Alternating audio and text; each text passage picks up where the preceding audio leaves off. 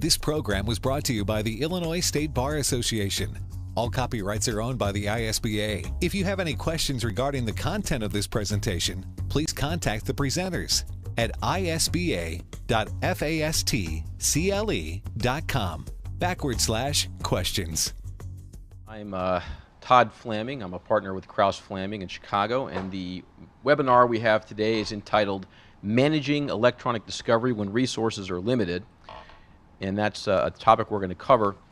Today we have four very distinguished panelists, and I'm going to tell you quickly about them and then give you a quick overview of what we're going to cover, and then we're going to have a question and answer format to run the rest of the presentation. So in order alphabetically, if I've done this correctly, starting second from my left is George Bellis. Mr. Bellis is a partner and founder of Bellis and Wachowski in Park Ridge. He handles complex commercial cases and class action cases and auto products cases around the country. He is a panelist at the Sedona Conference and a member of the 7th Circuit e-Discovery Pilot Program. And he's a frequent author and speaker on electronic discovery and electronic evidence. He is a graduate of the Loyola University Law School. To my immediate left is Gina Calabro, who is a partner with the Labor and Employment Group of Ungaretti and Harris in Chicago. She is a former assistant state's attorney with Cook County, a frequent speaker on employment and related issues, and a graduate of the DePaul College of Law.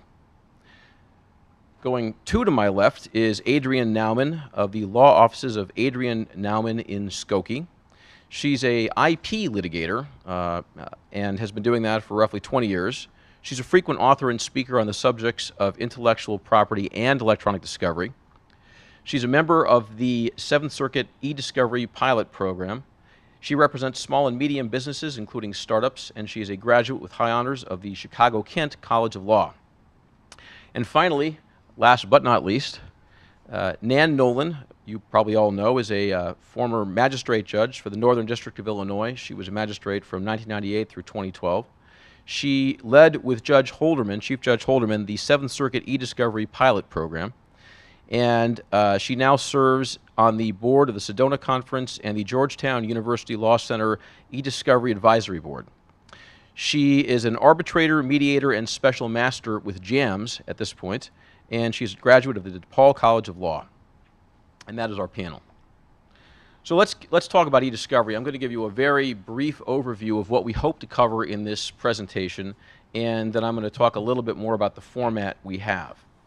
Now, as you all know, computers were supposed to have made our lives much easier, and in many ways they have, but unfortunately in many ways they have not. And one of the ways in which computers have not made our lives easier is in the area of discovery of information and electronic evidence in litigation.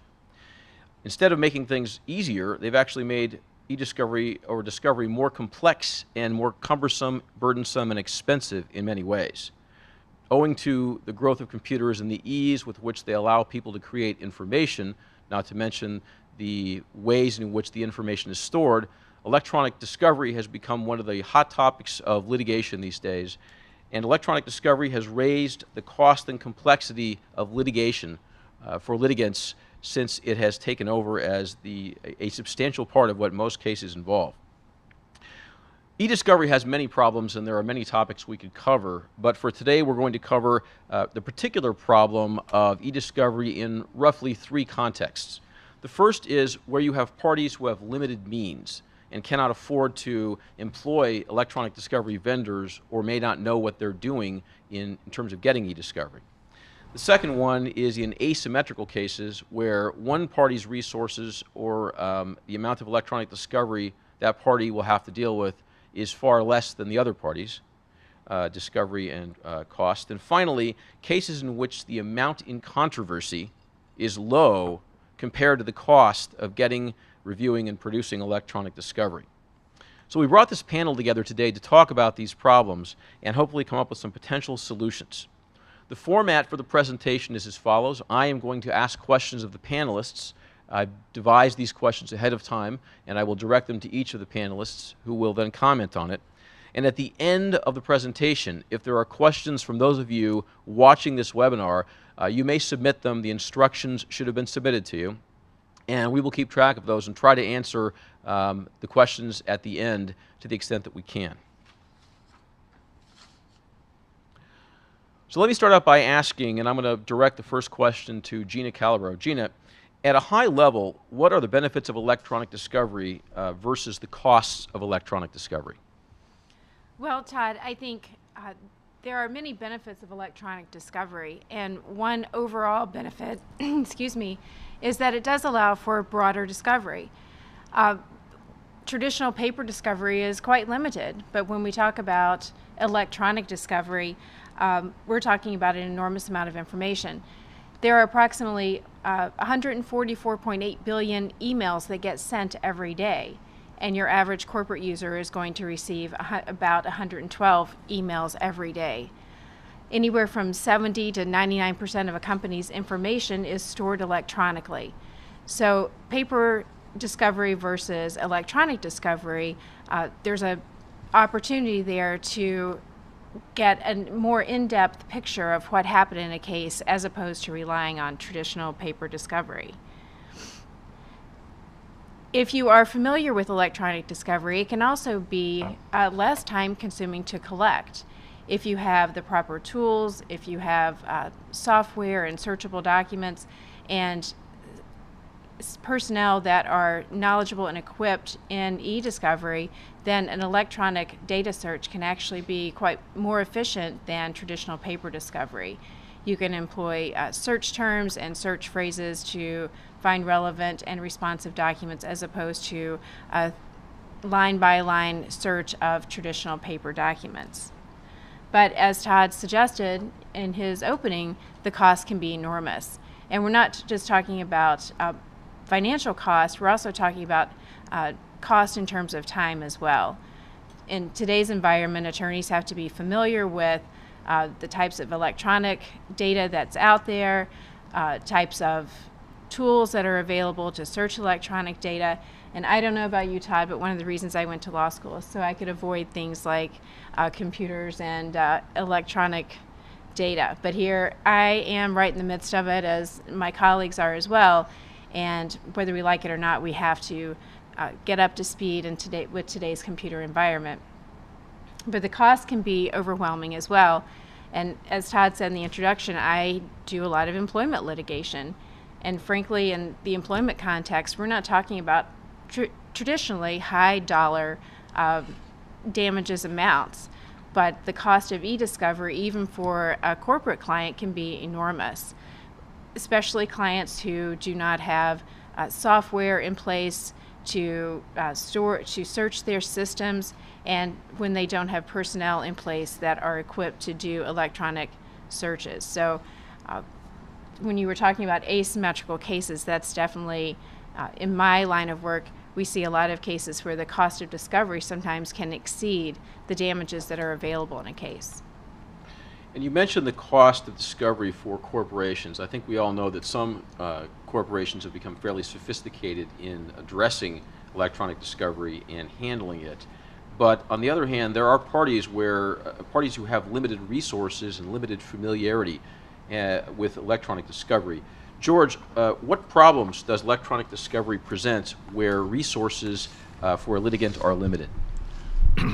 Well, most of the cases we deal with are not the multi-million-dollar cases that have created the law in this area. Most of the cases we deal with are smaller cases where resources are limited, and although that does present problems, the way we deal with ESI, and allow me to digress just for a moment. ESI is a new term that we have to become familiar with. ESI is a term that was established by the federal amendments in December of 2006. ESI stands for electronically stored information. Using the term documents is almost archaic right now because 99% of all information is now originally created in a digital format, and we have to use that. Because of its digital nature, it also creates another problem that Gina touched on, and that is the diverse areas that this information is stored on. It could be on a desktop, could be on a laptop, could be on an iPad, could be in the cloud, could be on your PDA. You can identify all kinds of information. It could be on a USB drive that somebody carries around in their pocket. So we have to find those sources. But no matter what size of the case, still have to go through a certain process. The first one, excuse me. The first one is we have to educate our clients on strategies for managing that information. Some of us that represent small businesses, one of the things that we are doing now with our small business clients is, as part of the audit and their annual review, we talked about what strategies they have for preserving and protecting their information. Backups is important for everybody. The second thing is that when we go through the process of getting information together, we also have to identify the relevant information. So that means that we have to become familiar with our clients' information systems. We then have to deal with preservation issues, and preservation is a big issue ethically for lawyers. It's no matter the size of the case. We have to, number one, educate our clients up front that you have to start preserving your information. So we actually now employ preservation letters to our clients when we retain them about the need for preserving evidence. The second thing you have to do is make sure the other side is put on notice. In order to get sanctions in Illinois, you have to make sure that the other side has notice of the need to preserve. So you have to put the other side on notice. Then you have to collect the relevant information. Then you have to review and analyze them. Then you have to produce them. And ultimately, you have to determine how you're going to present that at trial. All of these steps are required, no matter whether it's a big case or small case. It's just a matter of degrees. The steps that I'm talking about are found, as I'm sure Todd is familiar with, in what is called the EDRM model. And that you could look it up online, EDRM model. I think you could find it at edrm.com. And that model shows you the steps that you should be taking in organizing the information so you could use it at trial. So once we understand what the process is, then for smaller cases, and going now talking about and directing to the question, what do you do? You have to make sure that you have the software available that can manage this information, and finding that software that you could use on your desktop and actually produce the information in a form. So we should focus on three goals, even when resources are limited. Number one, we have to preserve the relevant ESI, and this includes metadata, nice term. Metadata means basically, if you don't know what metadata is, look it up. It's a term that we in the 21st century are going to be familiar with. But you should collect the relevant information, preserve it. You should put the other side on notice that they have an obligation to preserve evidence. And then, on smaller cases, find the cheap software that you need to work with. And one of the things we'll touch on later is giving you a source and resources so you could find this software. Let me take that and move it to the next level. Adrian, I know you have a perspective on this. Adrian, you're well known as an IP lawyer, and you have resources that you've dealt with in other contexts. So keeping this at a high level, what are the present aspects of the law, both in e-discovery, in other jurisdictions, and other specialties, such as trademark, copyright, and patents, which could be adapted for electronic discovery of limited resource litigants? Thank you for that question, Todd. As you see in your outline, I put several cases and websites for courts where there's actually already in various jurisdictions kind of the pieces of the puzzle that we need to put together for a policy on e-discovery for limited resource litigants. Not something that conflicts with the other rules, but something that supplements and complements what the rules generally are for e-discovery. First, we need a definition for what we refer to as a limited resource litigant, and that is a small business, a not-for-profit, or a natural person that just doesn't have a lot of financial resources for litigation generally and for e-discovery in particular. We can look at the IRS code or regulations. The IRS has numerous definitions for small businesses depending on what the industry is. The best one for our purposes would define a limited resource litigant as a business with less than $5 million annually in gross receipts. Small Business Administration has similar regulations as the IRS. The interesting ones are the ones actually from the government's patent examination manual, which has different tiers of mandatory government fees depending on how you characterize the patent applicant. There's a category for applicants known as small entities that includes not-for-profits, certain small businesses, and natural people. There's also, as of March, a new category called microentity that get even lower fees based strictly on an income level. So those are some of the possibilities. In the context of what I have addressed, generally we think of asymmetric litigation simply as litigation where one opposing party has more than enough financial resources for the litigation, including e-discovery, and the other side doesn't. And that hence the term from a previous judicial case, hence the term asymmetrical. So with those definitions in mind, what e-discovery measures already exist? Well, of course we have, as George mentioned, the Federal Rule of Civil Procedure 26 was amended several years ago and has incorporated the consideration of proportionality and financial resources of the parties. Proportionality has been front and center, much more so than financial resources of the parties. For example, our Seventh Circuit e-discovery guidelines have quite a large section addressing how important proportionality is, and Judge Nolan actually authored a very important decision in federal district court last year, the Clean Products case, in which he specifically applied these principles and proportionality to the facts of that particular case. There is another interesting jurisdiction that has made proportionality extremely important, and that's actually the Utah state courts, believe it or not.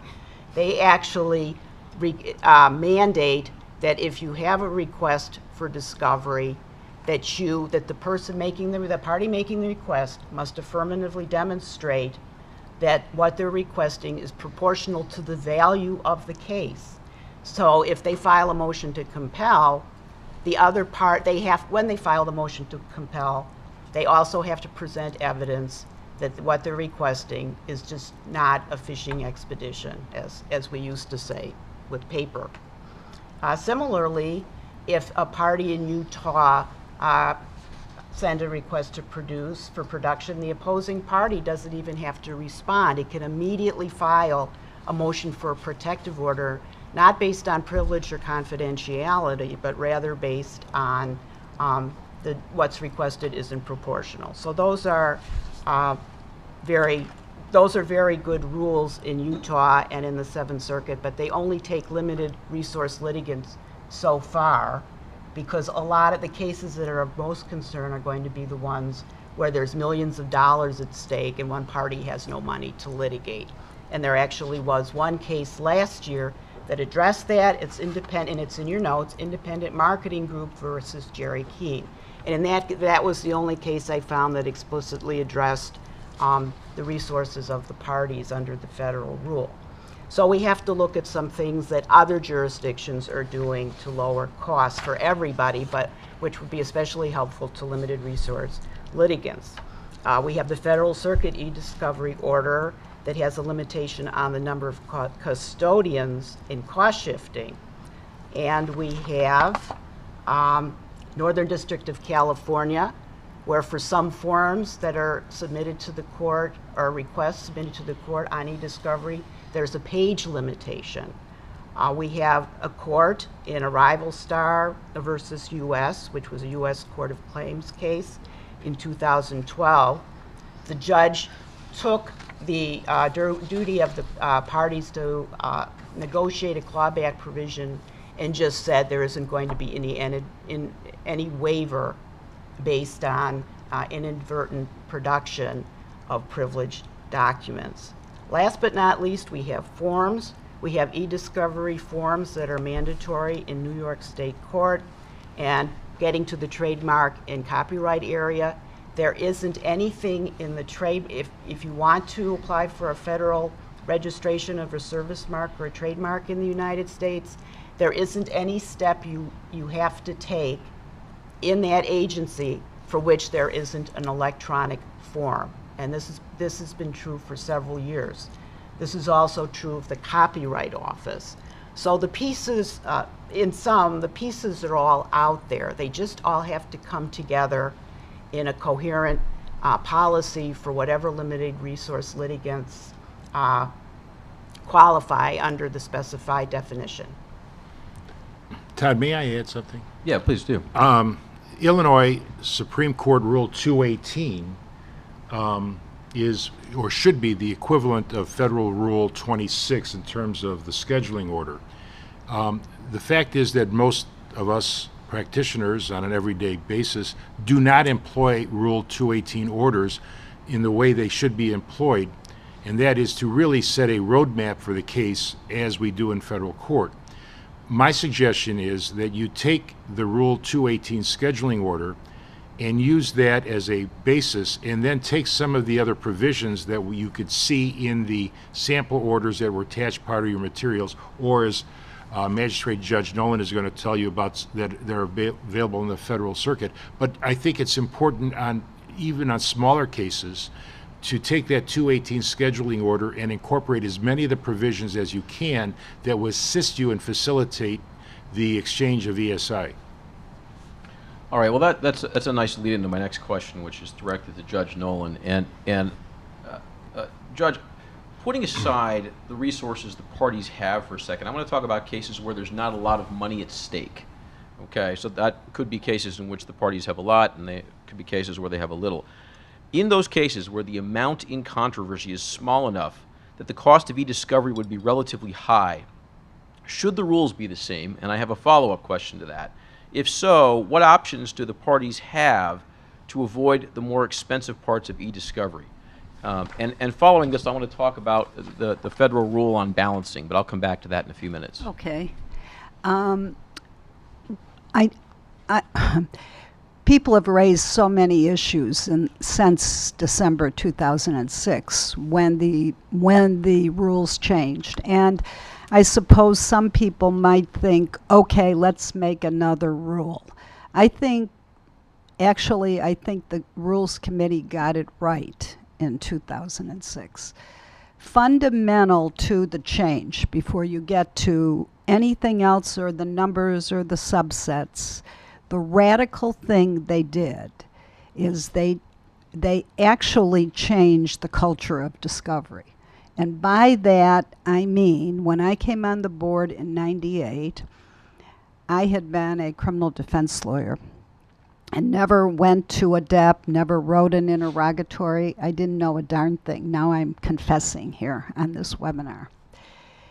Honestly, between '98 and when the rules changed, I have never seen so much fighting over stuff that if people sat down, honestly sat down and tried to work out, we could have moved it along. So one of the advantages, if you will, of e-discovery is this change in the rule, because inherent in the 2006 amendments are cooperation is mandated and proportionality is written into every part. Now, I have it in 5-year segments.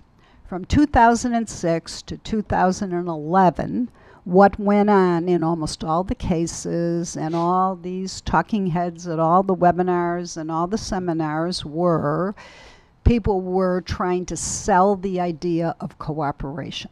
So the first 5 years was spent trying to convince people that cooperation was, you could look at it as it's cheaper, it's more efficient, it's quicker, you feel better, it's ethics, it's ethically the way to, okay. So after 2011 and all the work the Sedona Conference did, And I think our pilot program, that was one of the main reasons why Judge Holderman and I started the pilot program, was to be able to put some teeth into cooperation, not just have it as a laudatory comment. But then the second phase is, because we didn't learn this in law school, we didn't learn it in firms, we didn't learn cooperation. Honestly, people have to be taught how to cooperate.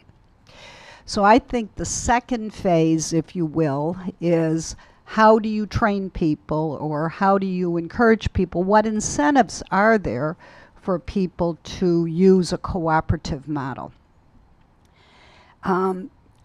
So I think that what we're about right now is in the education phase of this.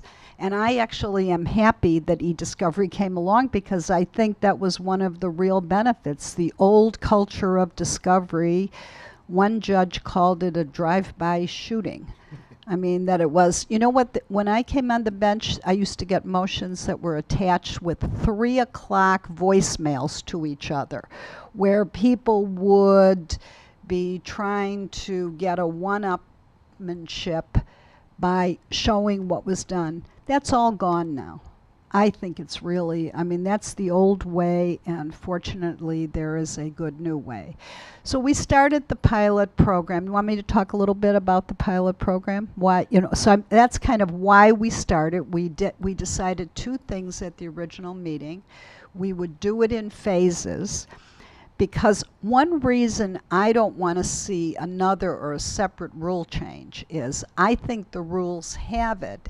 And I think a better approach is for small projects to try out the rules. And right now we have 3 pilot programs in the country. We have the 7th Circuit, we have the Southern District of New York, and we have the Northern District of California.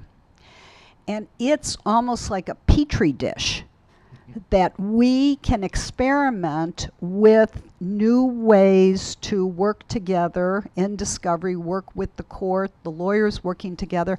And if they don't work, we wrote these principles, and if they don't work, in phase 2, we could tweak the principles, we could add something to it, and it kind of takes into consideration what part of the country. For example, what the Southern District of New York did, they think the problem isn't little cases, they think they're big cases. So their case management order is for larger cases. They think the federal rules work just fine in regular cases, but when you get to a more complicated case, you should have a separate set of rules. So. Okay. Okay. Well, you know, I'm going to ask Gina the next question, but I'm going to ask it a little differently than I'd originally planned to. The focus is still on communication between lawyers, and I want to put the emphasis more on cooperation.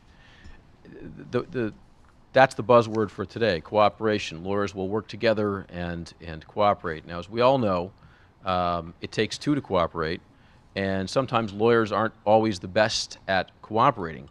I'm going to pose the question a little differently than I'd planned to. First, how effective do you think it is, by and large, to rely upon cooperation between or among counsel? And number 2, what are the options for a lawyer in a case where the other side is not cooperating, but it's not apparent to the judge that one side or the other is the fault, or is it fault? Well, I think since 2006, we're maybe doing a little bit better at cooperating. I think opposing counsel have a natural tendency to not want to cooperate. They're afraid of... Take the microphone, maybe. Sorry. So I think we have as opposing counsel, we have a natural tendency to not want to cooperate with one another. But as we're becoming more familiar with e-discovery and we do more of these cases, I think we're starting to understand on both sides of the table that cooperation is really what's best for our clients, and it can actually make for a smoother litigation of a matter if you cooperate early on. And I think, frankly, maybe we didn't understand what was required of us in the beginning, but we're learning as we go. And now we understand that if we sit down at that Rule 26 conference initially and talk about some of the issues that might come up in discovery, then it's going to make for a better flow for the case. Now, that being said, it's not always a possibility. One side or the other may not be cooperative, maybe they don't understand what's involved with e-discovery or what's required, but hopefully if you can come to the table earlier, that makes for a smoother go of things later on. And what that requires is that you understand up front what the issues are in the case, talk to your client early, talk about who might be relevant holders of e-discovery information.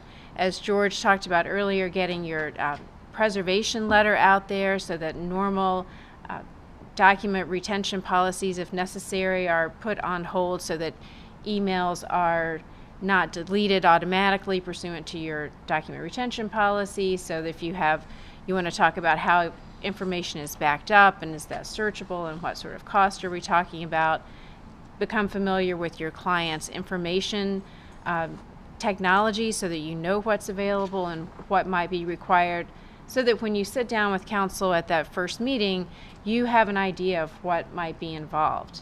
And from the cases that I litigate, normally there's going to be one or two individuals on the plaintiff side, and my clients normally can be a small, medium or large-sized corporation. And I can tell you their resources can vary greatly.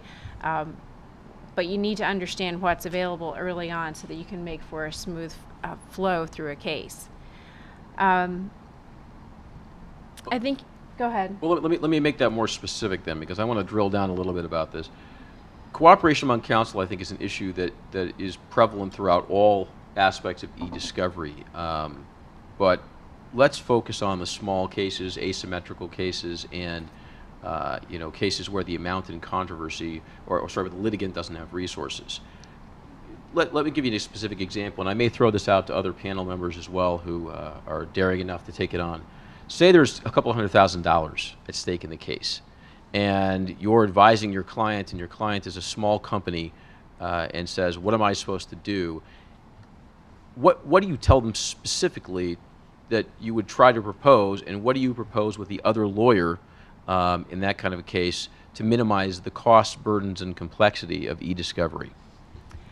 I think I'll let George chime in here, but I think it's important. That's where cooperation is important. I have one case in particular that I recall where I was representing a mid-size company.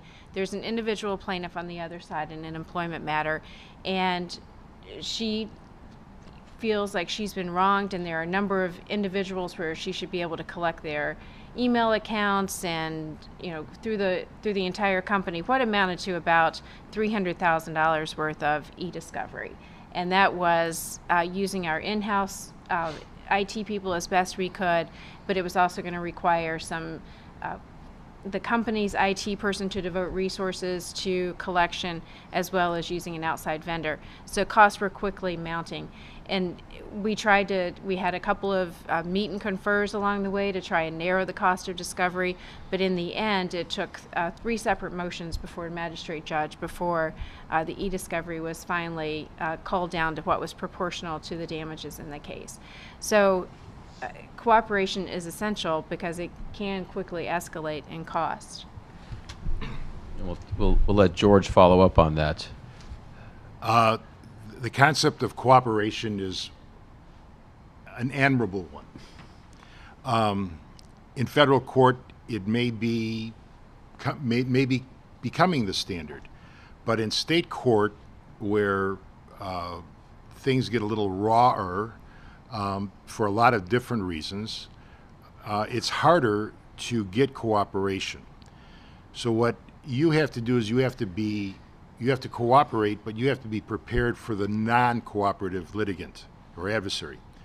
So my first suggestion is going back to your initial thing. What do you do on a client in a case like that with a client who has limited resources, the first thing I do is start talking to the client about dealing with things not in paper but electronically, so that the client understands that we need the original file, not the piece of paper.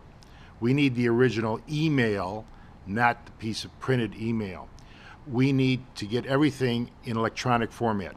The second thing is something that you as a litigant have to be able to deal with in a whole different way, because as Judge Nolan suggests, the paradigm of litigation is changing, and it has to change. Otherwise, we're really going to all litigation is going to be eaten up by discovery. A $300,000 case could very easily be eaten up by litigation costs and discovery costs relative to ESI. So what do? You go back to the reasonableness standard. You deal with something that in a reasonable manner. You go to your adversary and you ask for things in a reasonable manner. Throw away the boilerplate 60 request for production of documents that you've got sitting on your computer in WordPerfect format, and you've had them in there for 30 years and they haven't changed, and you ask these all in every case and you get the same answers all the time, but you do it because you think you want a CYA. That's not going to work anymore. What you have to do is you have to stop thinking about a greedy little kid at Christmas time and thinking about everything that you want, and start thinking about the practical, pragmatic, times are hard child, and that is, it's not what you want, it's what you need. So start rethinking how you're going to approach discovery. Start asking about not what you want, but what you need. So think about who are the key players. Instead of asking for emails for, as I'm sure you see this all the time, emails between all the people in this department for the last 2 years, so that you could try to find some smoking gun somewhere or something that may implicate somebody. Narrow it down to maybe a couple of people that are key players in your employment litigation case. Deal with the management people. Deal with the human resource department in terms of their records. Don't start asking for everything, because you ain't going to get it. And if you are reasonable, now you can come into court, and when the other side starts asking for everything, you can come back and say, Judge, this is unreasonable, because it is. You may start getting the judge's attention. Getting the judge's attention in state court is a lot harder than federal court. Getting a judge to focus on a discovery dispute in state court, it results in what? You being told to go to the back room and arm wrestle until you get an answer, and that really doesn't work. Federal court, when they tell you to go to the back room and work it out, you do go to the back room and you work it out. State court doesn't work that easily, and then you have to go through all the steps. So the first step in this, in order to keep it practical and with limited resources, is to yourself start thinking practically in terms of your limited resources and the value of the case. Todd? Yeah, in fact, I was just about to turn to Adrian, and I'm going to preface this, and then I'm going to pass it back to the judge last before we go to the next set of questions. Adrian, you in particular have represented clients where you've had to, fight for issues over their ability to afford the litigation and the cost of e-discovery. I know myself, I recently had to move to stay discovery because I couldn't get cooperation from the opposing litigant. What do you suggest, and how do you handle these kinds of cases where the other side is not cooperating with you? Well, I think that's problematic, and I think George had some very good suggestions. I can't help but think, and this isn't an immediate answer to the problems in state court in Illinois or federal court, but without wanting to be facetious, I would want to move. Thank you very much. Want to move my clients to the state of Delaware for a very good reason. And I just want everyone to be aware of this, and that is the federal district court in Delaware has what's called a default standard for discovery, and this is also in your notes. And what's interesting about this is that it gives the parties a real incentive to cooperate, because if they don't cooperate, there's an e-discovery protocol that they're going to follow whether they want to or not. Now, this isn't a real foreign concept. We don't think of it like, for example, in Illinois, we have the Illinois Partnership Act, where if parties don't have their own written partnership agreement and they have a falling out, the state will provide them a default partnership agreement. It may not be what they intended, it's probably not what they want, but that's going to be their partnership agreement. Similarly, the Illinois intestate succession statute. If you're too cheap to get a will written, seriously, I know a lot of people like that, the state is going to step in when you're deceased, and it's going to decide where all your belongings and all the money you work so hard to squirrel away is going to go. So there's an incentive to have a will, there's an incentive to have a partnership agreement. We want cooperation, but there's got to be some end to the disorganization and expense and chaos for limited resource litigants. If the parties can't come to an agreement, it could be because one side is, shall we say, more leveraged than the other.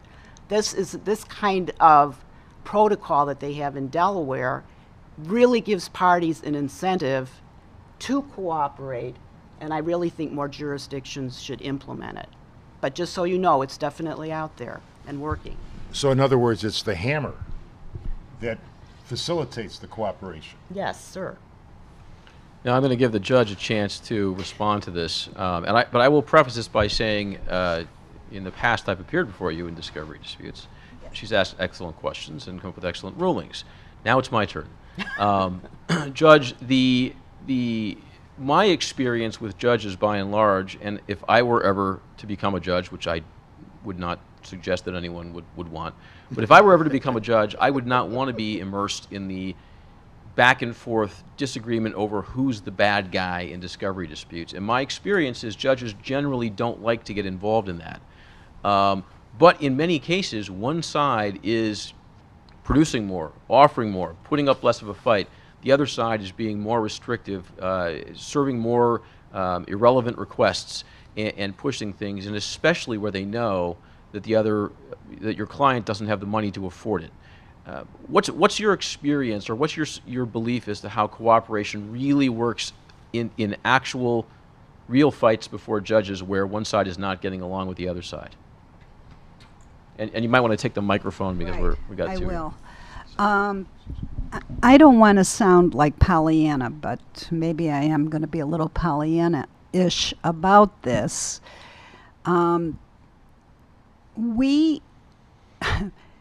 This electronic discovery is, I can't think of another thing in the law that has probably been as much of a seismic shift. And the problems with technology in society are like on a parallel track with technology in the law. And everyone wants an instant answer. And I don't blame them, but this is really a process much more than it is some, instant answer. And I'm going to answer your question, Todd. But I think there is a background of the problem, and that's going on both in society and in the law. Okay, so the reason I am so much, I have been from the beginning, even before the change in the rules about cooperation, is that I was a trial lawyer for 25 years. I think the question is if Nan and Adrian were actually having a meet and confer, a real meet and confer. I'm the plaintiff, Adrian is the defendant. It really doesn't make any difference. I say I'm the requesting party, Adrian is the producing party. I could begin by saying, I need these, I think my case is dependent on these 5 witnesses. That's what I think is really going to happen at trial, is going to be the 5 witnesses. I probably need a time frame that goes from X to X. I probably need a department that goes from X to X. I then turn to Adrian and say, what do you need in order to defend? it is a completely different way to approach discovery. But I've got to tell you, that's how criminal defense lawyers have always done it, is to try to think about actually, I'm not saying there couldn't be a smoking gun out there, but I think with the volume of ESI and the kinds of places that it is now being stored, that kind of good old-fashioned practical sit down, and that's the kind of, I think it's the kind of candor and transparency that's needed in this process. But that requires a complete Microphone. change in the paradigm. It does, George, and I think that's the reason we're doing programs like this. To give you a numerical answer, Todd, I'd say 75% of all the lawyers that appeared before me, and in Northern District of Illinois, that's a lot because the magistrate judges do the discovery. 75% were really on the cooperation board. 25%, it was either ignorance, their personalities, their client's personality, because sometimes the lawyer is taking a really intransigent position because the client, really hates the other guy and really is kind of out to get him, okay? I think then judges have to get involved. I mean, I think if I were going back to practice right now, I think the key to this whole thing is the earlier the better. From day one, I mean, from the day the complaint is filed, you start talking to the other side. You don't even need a scheduling order. You start talking to the other side and you start real kind of transparency and real communication. Now, I understand that I haven't seen anybody get burned by it. Maybe that's not the most, but I didn't see in the 14 years anybody get burned by being too transparent. I saw lots of people get burned by being not cooperative. So maybe that's a good piece of advice for those watching, which is based on quite a bit of experience. The judge will tell you that if you cooperate, you'll do better, and if you don't, you'll end up in trouble. I want to switch gears a little bit now because we've talked about with discovery and with litigation in general, cooperation is essential at some level for the parties to be able to work out a dispute.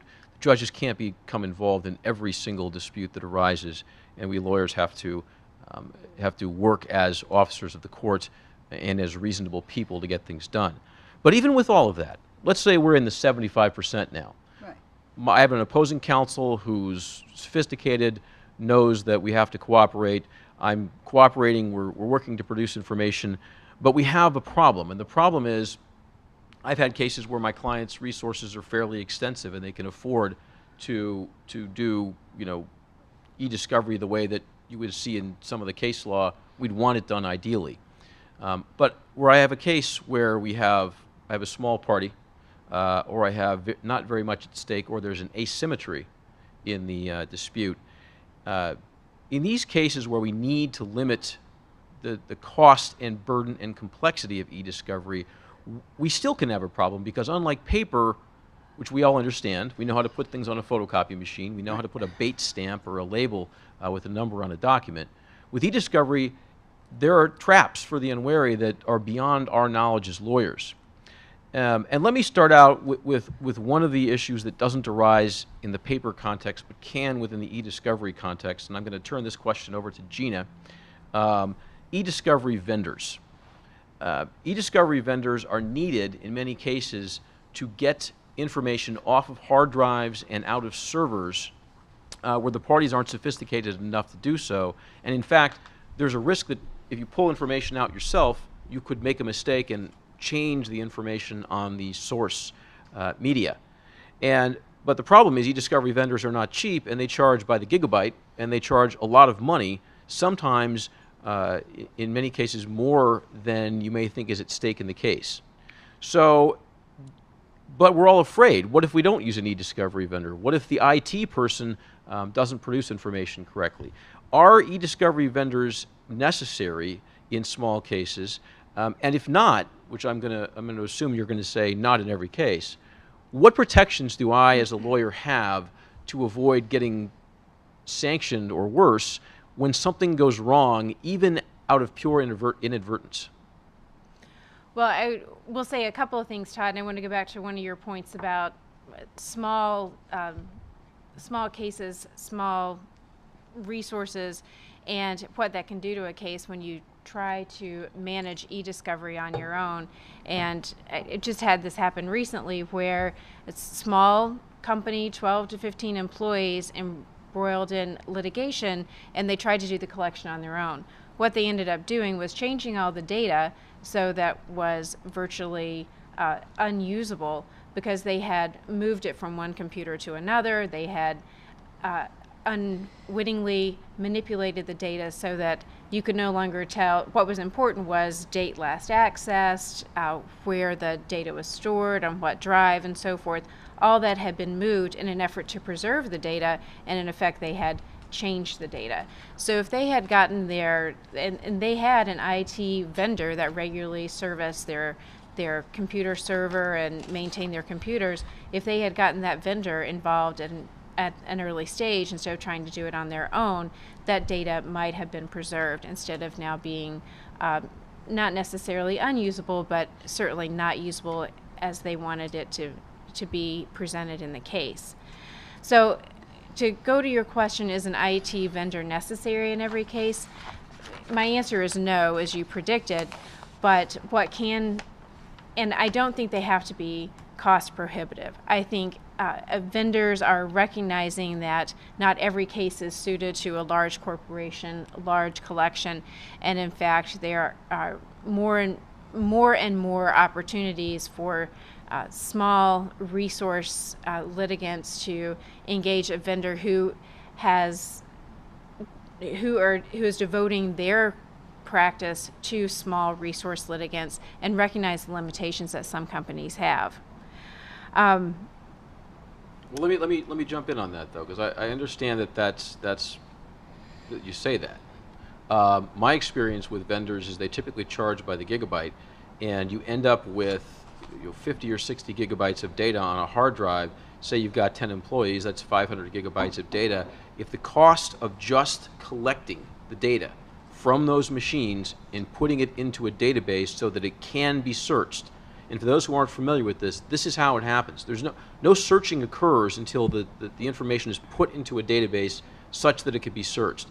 When we started out, we were getting quotes in the $1,000 plus range per gigabyte to grab that data just so it could be searched. I've seen, I think, no actual case talking about this issue. They always talk about things sort of when you can search it. So you say a vendor is necessary. What are you seeing in the cost structure of vendor programs that allow you to avoid this, or what other options are there for using a vendor to get the data? Well, and we do it a couple of ways. Sometimes typically we use a vendor to collect the data, and I would say there's more competitive pricing out there, and I think there are more, as e-discovery becomes more prevalent, there are more vendors out there who are willing to be competitive in their pricing. And 5 years ago, when this was relatively new phenomenon, vendors could be a little exorbitant in their pricing because it was new. This was very specialized what they were doing, but as more and more people enter the